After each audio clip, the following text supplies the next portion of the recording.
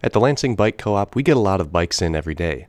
All of them are donations, and all of them need a certain amount of work done. Some need more than others. Once you know what to look for, inspecting a bike becomes pretty easy, and it's important to know how to do it, even if you don't volunteer here.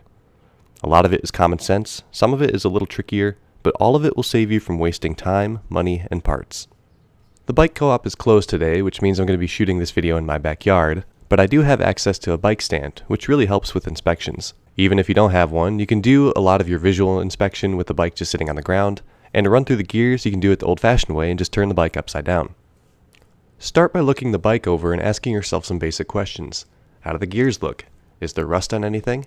Is the chain all stuck up? Are the pedals still there? That's a big one. Are the tires in good shape, and is there any major damage to the frame? Some of these questions are going to end up being more important than the other ones. First things first, I like to grab the wheels and try to move them back and forth. If the wheels move a little bit, that means you're going to have to tighten up the cones in the hub. If you spin the wheels and they feel pretty gritty, that could mean you need to loosen the cones, or you may need to rebuild the hub itself. The chain is considered a wear item, so go ahead and check that. After a certain point, it's going to need to be replaced. If it's really bad, you might have to replace the cassette as well. Brake and shift cables can rust and cause rough operation, so squeeze the brake levers and check their feel. They should pull smoothly and return quickly. A slow return means the housing is gunked up and should be cleaned out or replaced. Ideally, the brake arms should be moving equally, but if they don't, it's usually a quick fix. Grab the crank arms and move them up and down. If it has any give, that means the bottom bracket is worn out. Some bottom brackets are adjustable and some are not, but any play is not a great sign. Turn the crank and pay attention to how it feels. If it's rough and gritty, that's a sign the bottom bracket is worn out. If it's smooth, no problem.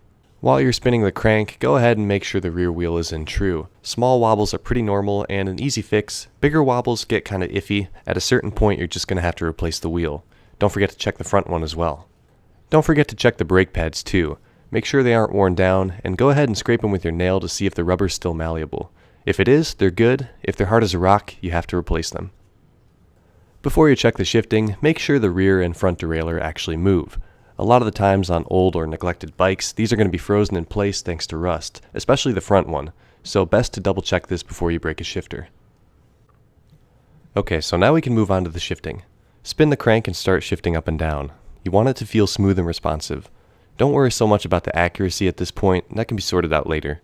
For now, you just want to make sure that everything's working correctly. If the shifting feels gummy or you really have to force the shifter, you're going to have to replace the cables and housing. One last step, keep the wheel in place and try to turn the handlebars. If they move, the stem needs to be tightened. Riding with a loose stem is incredibly dangerous, so always make sure it's tight. Once it is, spin the handlebars and make sure it doesn't feel gritty or notchy. It should feel smooth, but if it doesn't, you may need to re-grease or replace the bearings inside. Give the bike one final look over to make sure you didn't miss anything, and that's pretty much it. This video is a production of the Lansing Bike Co-op. If you need some space, tools, or help to work on your bike, we're located at 1715 East Kalamazoo Street in Lansing, Michigan. Check out our website and Facebook page for more information, as well as our shop schedule. We're open a few evenings a week during the summer, and we offer repair classes as well.